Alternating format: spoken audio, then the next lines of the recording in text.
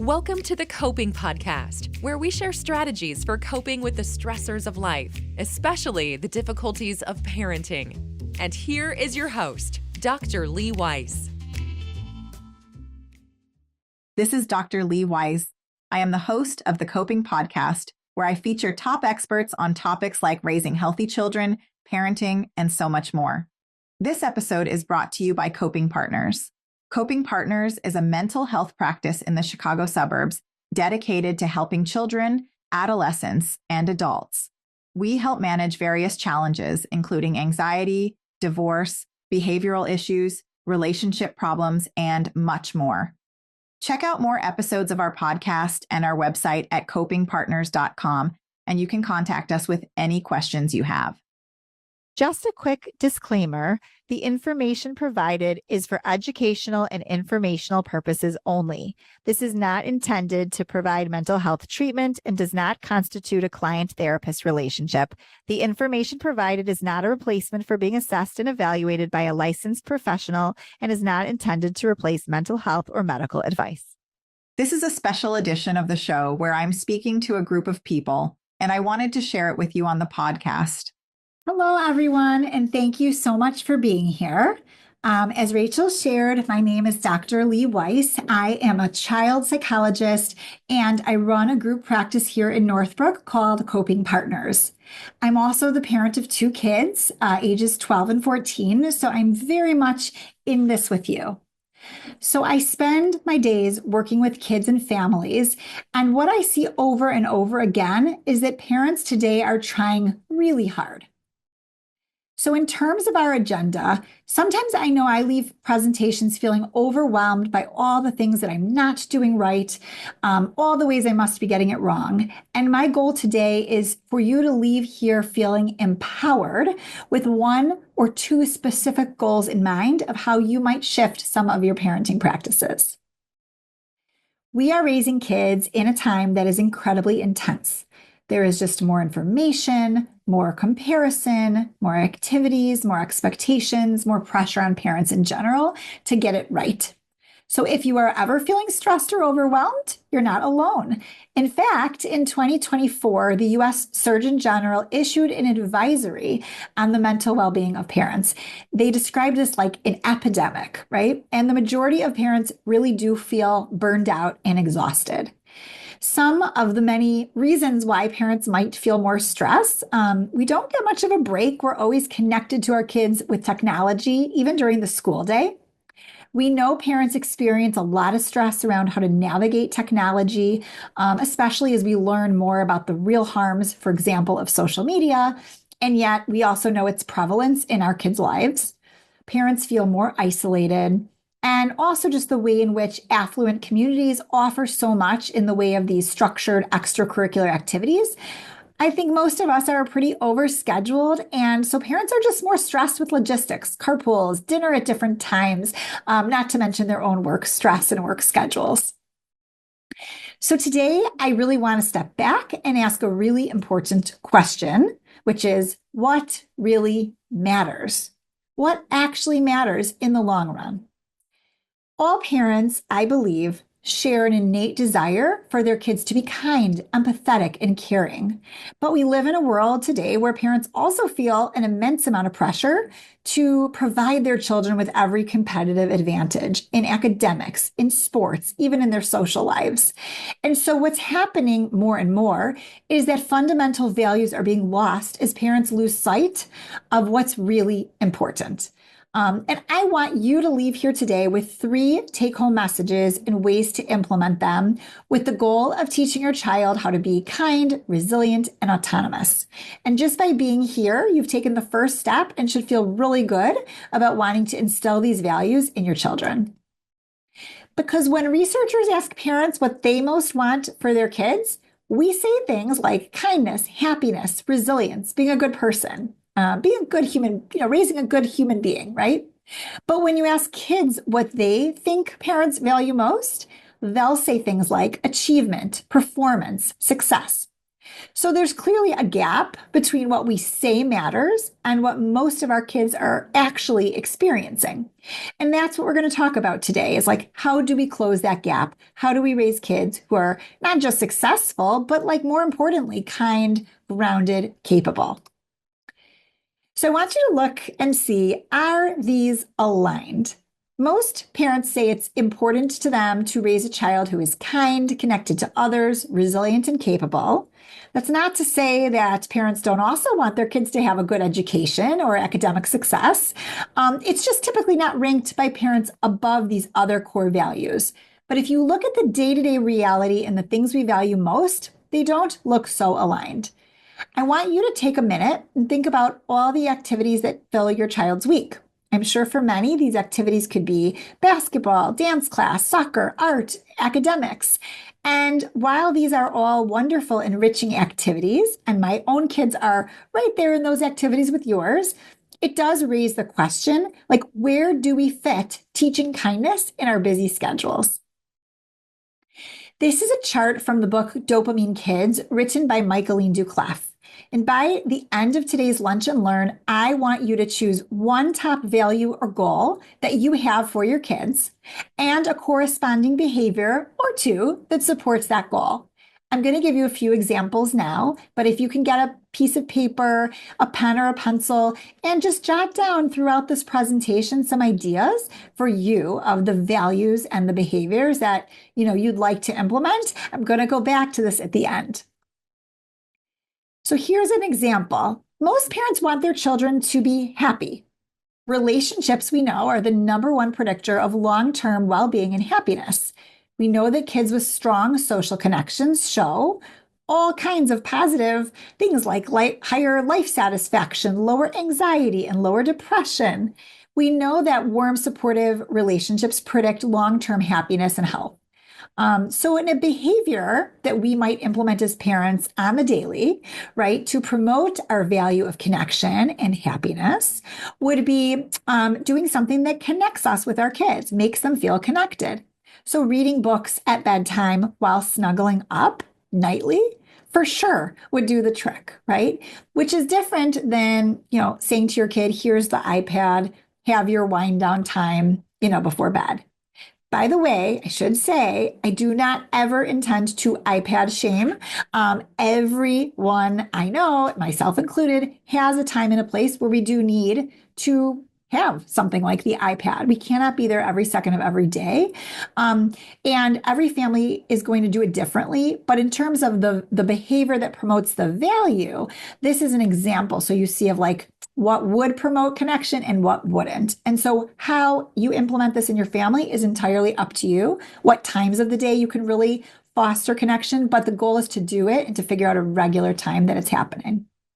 If you have older kids who might not want to snuggle with you at bedtime anymore, this might be listening to music in the car together and bonding in this kind of more age-appropriate way, rather than if your teen normally sits and checks their phone during the car ride, you might say, like, we're going to make a new rule, phone off in the car. And over time, they just get used to that, but then they're bonding because they're actually listening to music or talking, connecting. This slide shows another example of an aligned value and parental behavior. So again, a value might be kindness, and the related behavior would be involving your child in a helping behavior daily, like setting the table, helping to make a meal, or regularly volunteering somewhere.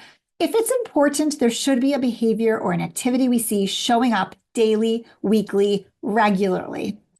Now, I'm going to give you an example from my own life. As a psychologist, I know all about the importance of cultivating gratitude and how wonderful that is for mental health. So it was always important to me to cultivate,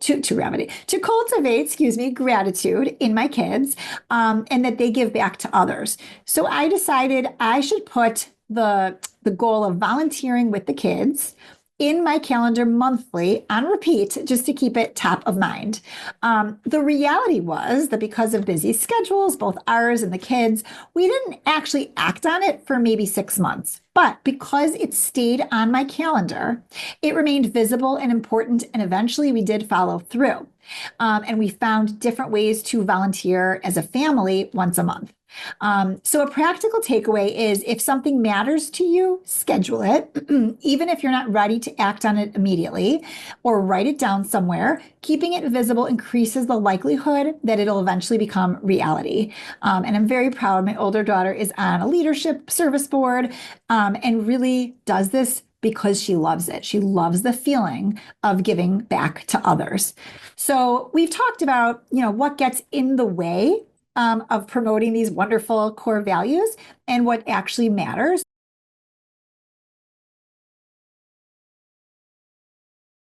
Here's another value I forgot to mention.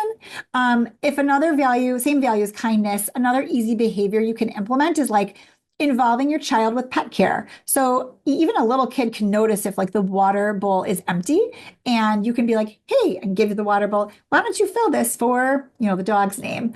Or if the dog's bringing the ball to the child, like, hey, why don't you throw it and get some exercise? So the idea that there's little ways to implement this. You just want to kind of like notice it, and instead of just doing it yourself, ask them to help.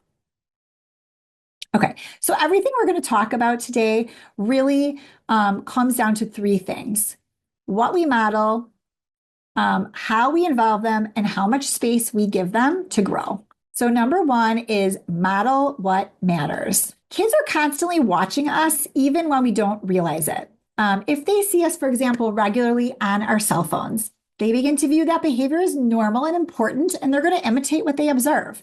So even at a really young age, they start engaging in the ways they see their parents behaving. I have a friend who has a mouth that you can imagine. She's a doctor. She's super poised and professional at work, but at home, she swears left and right. And her daughter, at the age of 3, repeated some of her choice words at a family barbecue. And we were all just hysterically laughing. And while my friend wanted to hide under the table, we knew and she knew that her daughter had mimicked her and she was caught. Needless to say, she worked on that habit of hers. So again, we have to model what matters. What we do consistently becomes what they value. So for example, if you're taking time with a friend on the phone, listening and trying to help her, explain later to your child, like, why were you taking the time out of your busy night to help a friend? Or a lot of families do highs and lows, best part of your day, worst part of your day, which is great. But you might add in questions that incorporate teaching empathy and kindness, like, what was one nice thing you did for someone else today? And everyone goes around the table and answers that. You can model writing notes of gratitude just because, like, there's always someone they can find to thank for something and show appreciation. Make your child write thank you notes, or you write them yourself too, or send thank you videos, even though sometimes it's a pain in the neck. It's nice to acknowledge people around you. So again, if you do this with your kids, if you model this, they're going to, at the end of the day, understand that this is a value.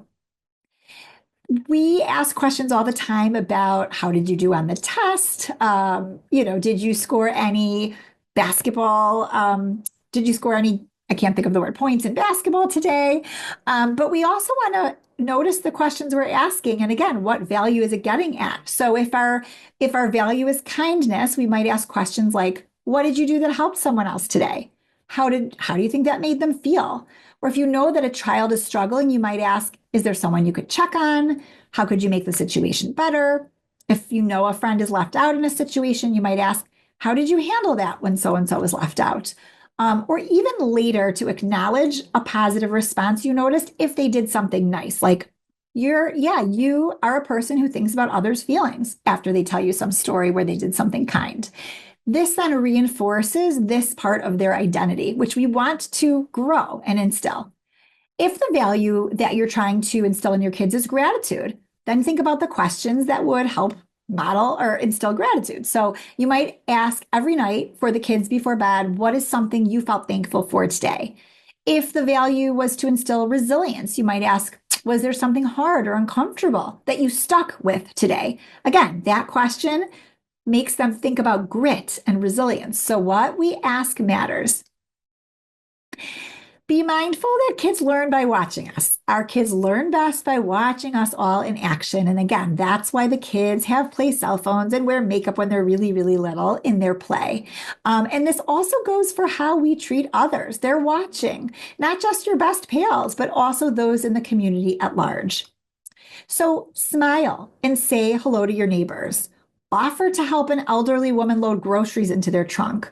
Let someone go ahead of you in line who has just a couple of items. Hold the door open for a mom pushing the stroller.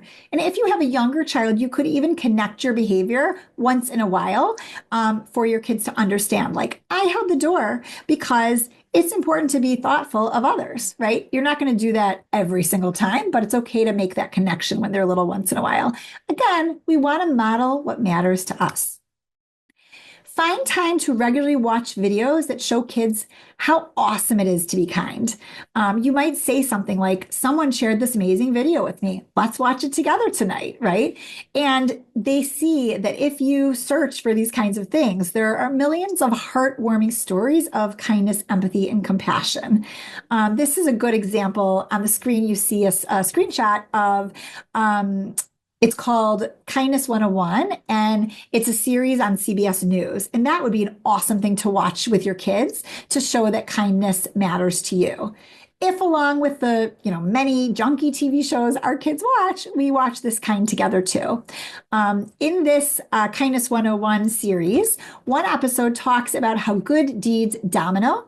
And one example in this episode was a man who anonymously donated $100 bills to a pharmacy for people who couldn't afford their prescriptions. And it turned out that this person who was donating was incredibly generous, but not incredibly wealthy. And when he passed away, they did some story on him. And his kindness basically was contagious, and his generosity dominoed into a global movement where other people then in turn began donating to pharmacies for this same cause. So how cool and uplifting to share that kind of an anecdote with your kid or to watch it together. So the second way we can raise kind and grounded kids is let them contribute.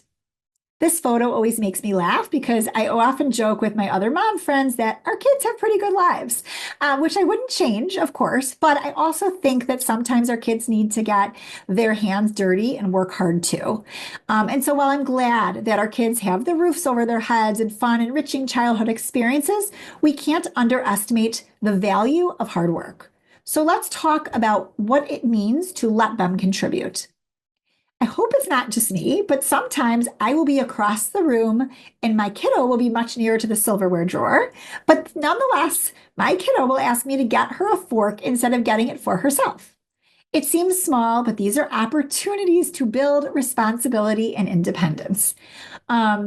In the olden days and in certain rural or less affluent communities, helping out at home was not and is not a question, it was a necessity. So milking cows, gathering eggs that the hens had laid, and hauling fresh water were actually necessary for survival and to put dinner on the table each night. And in lower socioeconomic areas, working to support one's family or taking care of younger siblings on the daily is still an expectation. Here, however, in affluent areas and in modern day where we have groceries delivered to our house in an hour, survival does not require as much hard work. And so while we're grateful for these conveniences, we also can't lose sight of the values and the lessons learned when everyone in the family contributes to the running of our households. I have a favorite comedian. His name is Ronnie Chang, and he has a whole bit on Amazon Prime, and he pokes fun at the American way. He jokes that no item is too trivial, and we never have to even leave our houses. He jokes that we have now Prime Now, even 2-hour delivery. And the punchline is, let's get Prime before, he says. Send it to me before I even want it, before I know I want it. I highly recommend you watch that. So we have a lot of ways, basically, to get what we need without the help of our kids. And sadly, they don't learn naturally to help if our new normal is this way: Instacart, Amazon Prime, and DoorDash, other luxuries. And so if they don't have to help to make sure our house runs smoothly, we need to make sure they're not just getting a free pass. It is always easier for me, at least, to clean up the dishes from dinner rather than teach the kids how to rinse it off and put it in the dishwasher and make sure they do it. It is always easier to clean up the playroom of the toys when the kids are little ourselves than to sit with them and help them to do it and monitor that they're doing it. But of course, we want them to learn how to do this and to build up this hard work muscle. I read a great book this year called Hunt, Gather, Parent by Michaeline Duclaff, where she explores parenting practices from indigenous communities, including Maya, Inuit, and Hadzabe families. In many non-Western cultures around the world, children naturally become helpful, cooperative, and intrinsically motivated members of their family from a young age. A key concept she speaks about in this book is, in Spanish, acomovido, which roughly translates to helpfulness. And it refers to a child who notices what needs to be done and helps without being asked. Amazing, right? In action, this would look like a kid seeing that dishes are piled high in the sink and without being asked or bribed or nagged, just automatically helps the family by loading the dishwasher. So remember at the beginning of this talk, I said I did not want anyone to leave here feeling badly about their parenting. So this book was wild in that her examples sounded to me almost make-believe. And I do think there are real cultural differences to how children are raised. For example, I do not anticipate the kiddos here doing what the author observed in one of the cultures she visited in Mexico, where toddlers were using real knives and even small machetes to prepare vegetables and assist with outdoor work. I remember thinking, okay, we are not doing that. I sometimes wonder if I can even trust my kids with a butter knife. But we can still learn a great deal from these cultures where being helpful is both valued and practiced daily. We can learn from generations of people who engage their children in the work of the family rather than sending them off to play while they did the work. A simple way to begin expecting more hard work from your children is through regular chores. Start slowly. Introduce maybe 1 or 2 age-appropriate tasks. For young children, this may be putting their toys away. For elementary school kids, this might be helping to set the table. For tweens, it might be loading and unloading the dishwasher. For teens, it could be doing their own laundry or preparing a simple meal. Not only does this teach your kids skills that they'll need for daily living, but they also learn that they have a role in the family. They are part of something greater than themselves. And in turn, this makes a child feel effective, instilling purpose and confidence. So if we start by giving kids a template for helping each other in the family, right, the little mini community, it eventually generalizes to the larger community, like maybe their school, and ultimately the bigger community. So ideally, we don't just assign individualistic chores, which might be, clearing their own plate, but helping other members of the family. So it might be like setting the table for everyone or clearing the whole table or organizing the whole mudroom, not just keeping their shoes in their, appropriate cubby. Contribution creates confidence. So let them contribute to the running of the household. This is what it looks like to let them contribute. This is not the same as having the child play in their toy kitchen while you cook. There's nothing wrong with children using make-believe play. I'm a big proponent of play. But I'm talking in this situation about truly inviting your child into the kitchen with you to stir something or to roll out dough, even if it's not perfect, because then they feel that membership into our family. They feel a sense of belonging and they're learning real skills at the same time. And this could be starting like something really small, like making rice in a rice cooker.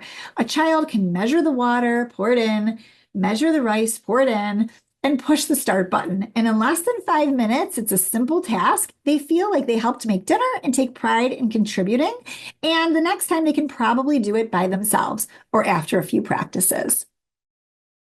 So what gets in the way? Honestly, I think shorter term, like we said, it is much easier to just tell kids to go play while we do the work, while we clean up the mess and cook the dinner and tend to the to-dos, rather than inviting them in. The culture we live in, as we discussed, is pretty busy and pretty overscheduled. So sometimes we just lack proper time to devote to this. And we focus, I would say, too much in this culture on outcome and less on process. So I'll get to an example where you can see what I mean. My kids love a breakfast that we call eggy in the nest. Basically, you cut a hole in the middle of a piece of toast or a piece of bread. You fry the bread in a pan on the stove. You crack the egg in the hole, and then you flip it over. So when I engaged my daughter in helping to teach her how to make this with me, I noticed that she cracked the egg from way too high and it splattered all over rather than landing neatly in the hole. Immediately, I corrected her in the moment because in the moment I was really stuck that my job was to teach her the proper way to make this breakfast so she'd know, right? You can imagine what happened. It totally backfired. She did not want to cook with me the next day. And we have to remember, and I remembered since then, the goal in these interactions is not that they cook a perfect dish, certainly not the first time, but that they have a meaningful experience where they feel a connection to you as the parent and they want to be helpful and join in the family work again and again. Sometimes kids are too young to actually do any of the cooking, but even if they're being invited to watch and they're in our space, maybe they're coloring and watching as you narrate what you're doing, we're still nurturing this helping part of them. So again, we have to think about short-term versus long-term, what we are accomplishing. So the idea, come help me cook, harder in the short term, easier to say, go play while I get dinner on the table. But in the short term, if we spend more time redoing their work, like maybe we, teach them how to use a dustpan and a broom and we have to redo it ourselves because they missed half the crumbs. Even if it doesn't get cleaned up the right way, in the long term, you have a helper and someone competent in their young adulthood rather than someone who learns that we leave work to adults and we go play, or we go do our homework, or we go to our extracurricular activity. They learn that they have ownership in helping the family run smoothly.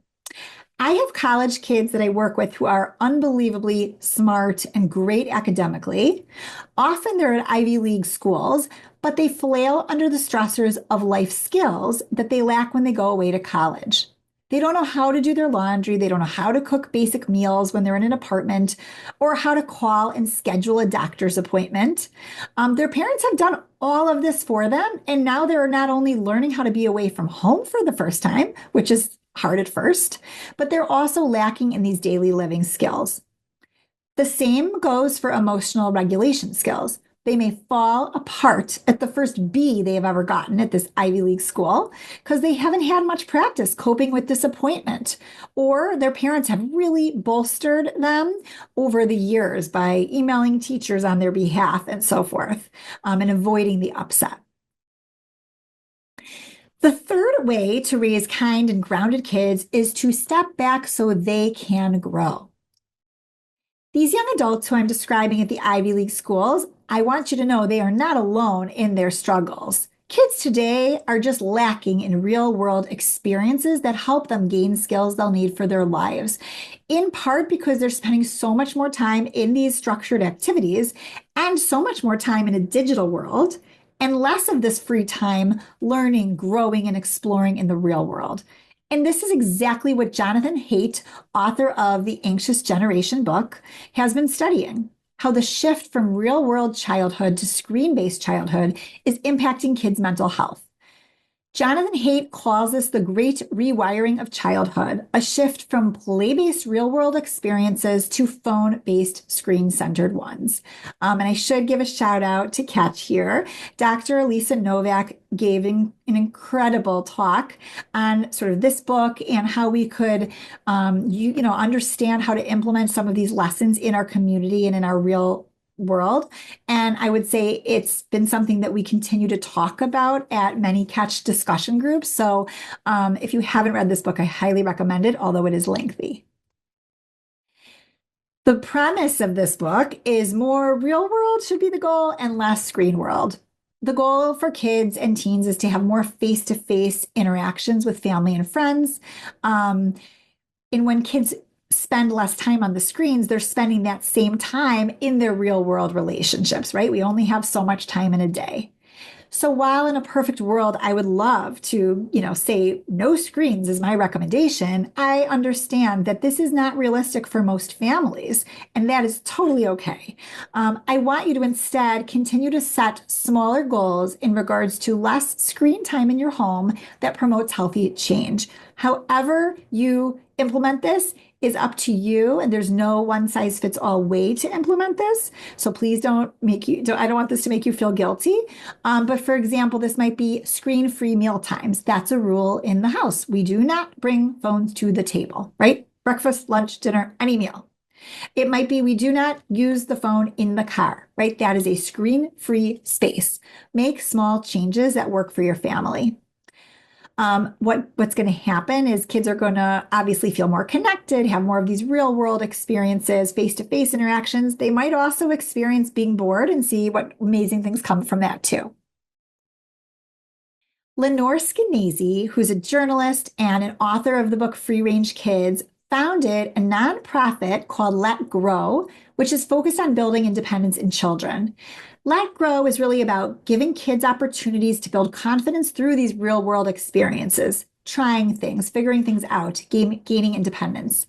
When kids contribute at home, they start to feel capable, like they matter, like they can do real things. But even when kids feel capable, often we step in as parents and do things for them that we shouldn't do. So again, we need to give kids the space to struggle, to try, to figure things out, and we really need to step back so they can grow. That's where the growth happens. So the Let Grow movement encourages parents to let kids take more risks, be more independent, essentially do things on their own, like walk home from school or go to the grocery store themselves, walk to a friend's house, make a meal for themselves, advocate for themselves by emailing a teacher or a coach rather than the parent doing it for them. There was a great reality TV show called Old Enough that took place in Japan from several years back that I remember loving. And it followed young children, like seriously, they might have been 2 to 6 years old approximately.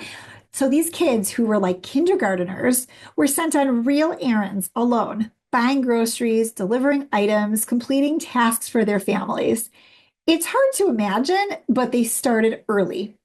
And in this show, some kids walked surprisingly long distances, navigated complex routes, which is why it felt so striking to watch. But this is what independence feels like in action. The kids were sent to do these things like go to the local store, pick up 1 to 2 items from the grocery, pay, and return with their items. They needed to not get distracted, know how to get there, remember to take the money and the items home. But boy, did they feel accomplished and helpful when they returned home. So in order to raise resilient kids, we need to let them do more. So let them walk, ride bikes further than you might be comfortable with at first. Let them cook a meal solo. Let them order their own food in a restaurant. Let them schedule their own doctor's appointments. Let them make their own lunch. Let them advocate for themselves with teachers and coaches. It does sound counterintuitive, but in order to raise a resilient adult, we do need to let kids experience setbacks and failures and accept that they're not going to be happy and successful every second of every day. We need as parents to let go of this hope, which is unrealistic, that every moment of every day is going to be smooth for them. We need to allow our children to experience life's ups and downs, to fall and to fail, and to not be happy every second of every day.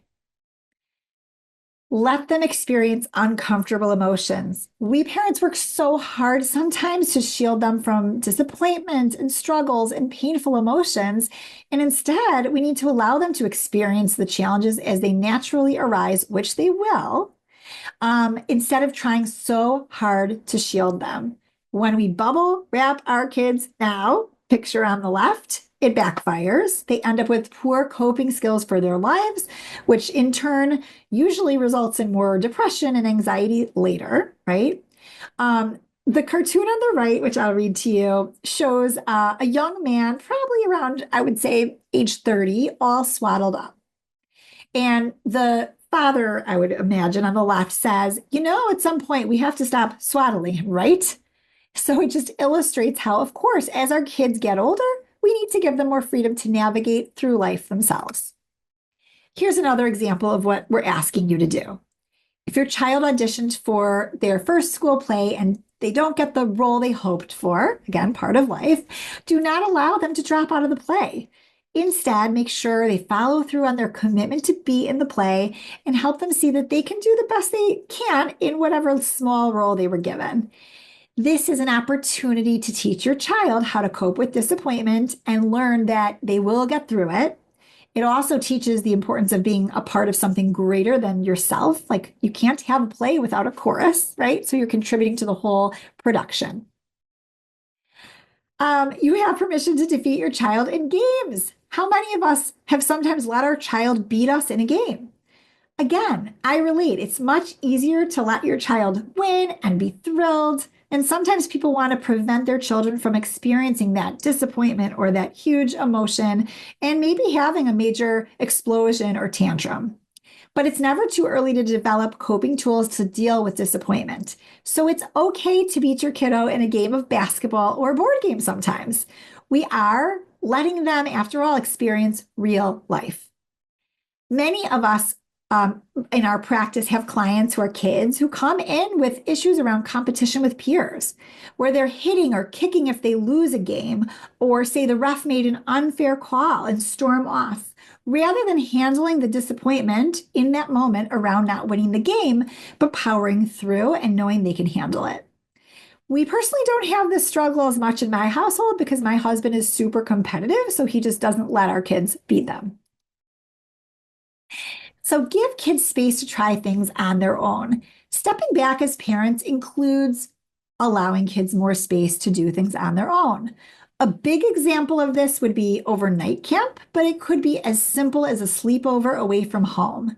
Any of these experiences where we're not right there with them foster resilience and confidence. Some of my clients with separation anxiety, for example, take iPads with them to sleepovers. It's kind of like a baby blanket where they know they can call their mom or dad if they struggle, ask them to pick them up early. Even just being able to say goodnight gives them some reassurance that they're kind of connected. And so often one of my challenges to them will be sleep at their friend's house. Again, a friend where they've slept a million times before, where they're comfortable with the parents and so forth. But this time, don't bring your iPad. So they don't have that constant feeling of connection to home, and they're not going to realistically ask to come home or get picked up early unless it was so bad that they had to use their voice and speak with the friend's parent.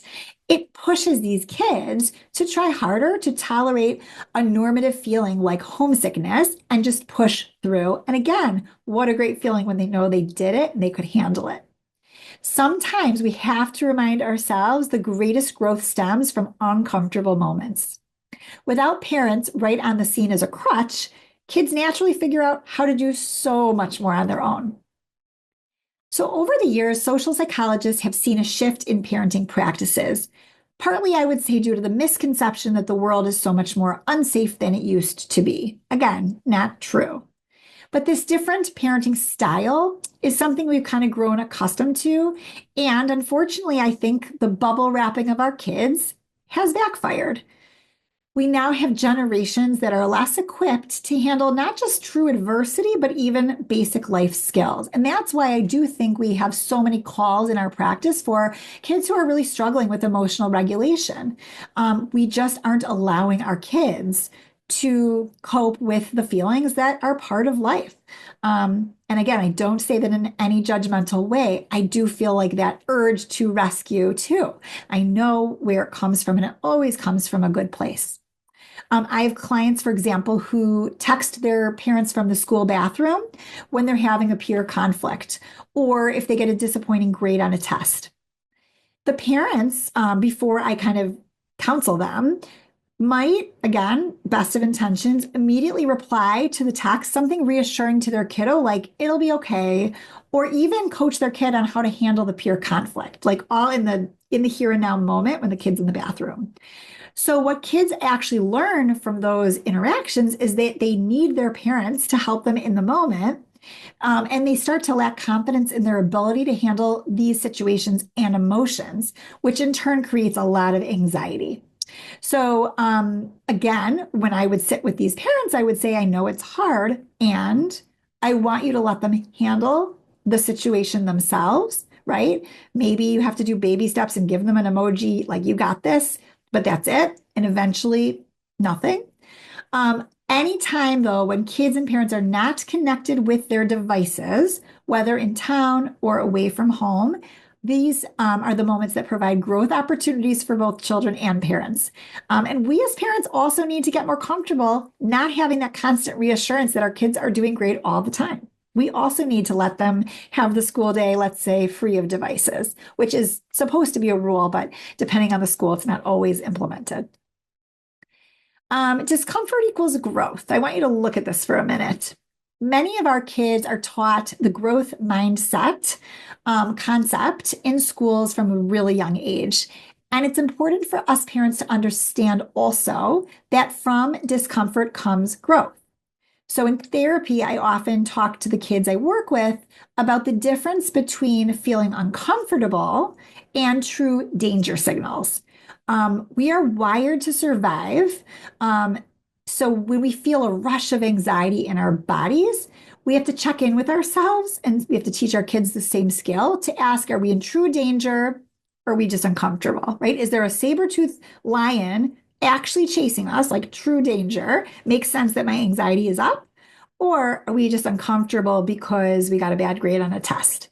And if the answer is I'm just out of my comfort zone, I'm not feeling particularly comfortable, then I want you to reframe it for yourself as a parent and for your child as an opportunity for growth. When we try to shield our kids, we tend to hover. And when we hover, we are taking away true opportunities to grow. So when kids have to problem solve on their own, whether the middle school lunchroom drama or they need to talk to a teacher about eating an extension, they learn and they grow. When we jump in, we're depriving them of an opportunity. This image, which I'll read aloud in a moment, was from a Catholic high school for boys in Little Rock, Arkansas. The principal posted this sign, and it says, if you are dropping off your son's forgotten lunch, books, homework, equipment, etc., please turn around and exit the building. Your son will learn to problem solve in your absence. If you have a teenager who forgot their lunch one time, of course, it's okay to bring them their lunch to school.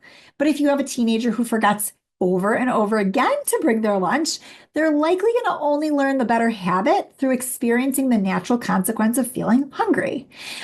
So it's okay if your child feels hungry for the last few hours of school, right? The hunger pains will not affect the overall health and well-being of your child, but they will serve as a reminder the next day, and after that, to put their lunch in their backpack before leaving the house.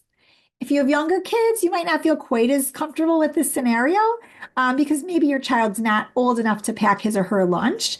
But if she forgets, let's say, her favorite water bottle at the park outing, she'll learn to cope with it, and be okay and remember it for the next outing at the park. Remind yourself, remind your child, the goal is not to be happy all the time. Your children will be in uncomfortable positions, and we need to help kids practice feeling those feelings. I want you to think about a moment in your life or in your child's life when maybe something didn't go exactly their way or your way, but looking back, something good came of it. One of my kiddos was really into dance. She still dances, but she made a team. She didn't make a team, that she had auditioned for at the start of high school. Instead, she had to try a totally new sport, or she wanted to try a totally new sport versus doing nothing. In her case, she tried out for cross country. She turns out loves this sport, made incredible friends, and truly, I think, found a lifelong sport that she adores. Now, of course, she was disappointed at first, finding out she didn't make this team. But looking back, she managed that feeling and she learned such an important life lesson that life throws us curveballs, but often leads us down another good, maybe even better path. So we all have times in our life where we felt disappointment, sadness, frustration, but after we tolerated those feelings, ultimately we benefited because we made the best of a situation. We had a positive outlook, and again, usually good things follow, right? So if you parents intervene and call the school or other parents or the coach of the sports team, you're sending a message to your child that you don't have confidence that they can handle the situation. And you're taking a true opportunity away for growth. Again, this is how kids learn emotional regulation. So the bottom line is, if you remember nothing else, we don't need to do more as parents. We often need to do less and trust that our kids are more capable than we think. So when we model what matters, when we let them contribute, and when we step back so they can grow, that is how we raise kids who are not just successful, but grounded, capable, and kind. I want you to notice this slide. These are all amazing parenting books that I highly recommend, much of which are incorporated into this talk. And feel free to take a picture or look back later on at the recording, but I would really highly suggest all of these books. And I discuss many of these parenting topics in more depth on the Coping podcast, where I interview guests and experts on parenting, child development, and challenging issues for parents to navigate. So please tune in if you want to hear more of any of these topics. The Coping podcast is on the Coping Partners website, but it's also on Spotify and Apple Podcasts and all the places where you can find the podcasts that you listen to. And now finally, I'd like you to take out a pen and paper and just jot down at least one, more if you want, values or goals, and a corresponding behavior you want to promote that will be in the support of that value or goal. And if you make this one change, that's an amazing start. And then if you extrapolate this for years to come, you're basically planting a seed and watching it grow. My hope is that this feels helpful and doable. I really want to thank you for taking the time with us today to reflect together on what's most important. So I'm happy to open it up now to any questions from our participants. And after the Lunch and Learn, if you have any other questions, feel free to take a photo of this screen so you can have my contact information for other questions in the future. Email me at info@drleeweisz.com with questions absolutely anytime. Do not hesitate. And thank you so, so much for having us. Thank you for listening to the Coping Podcast. We'll see you again next time, and be sure to click subscribe to get future episodes. And check out our podcast page at copingpartners.com.